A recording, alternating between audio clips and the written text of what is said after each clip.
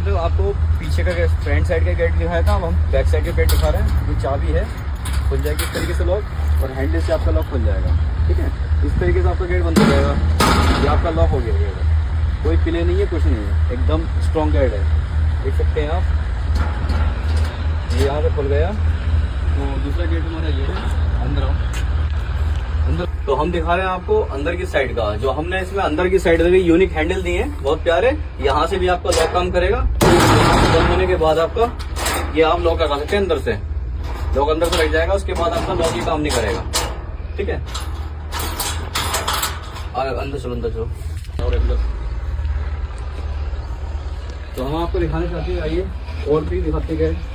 देखिए अंदर की साइड हमारे गेट भी ये है, अंदर की साइड हमने लॉक दिया, तो बहुत प्यारा लॉक दिया है यूनिक, जो हम बाहर से दिखा रहे हैं आपको, अभी अंदर से दिखा रहे हैं। इसमें लॉक में सिस्टम दिया है, यहाँ से आपका लॉक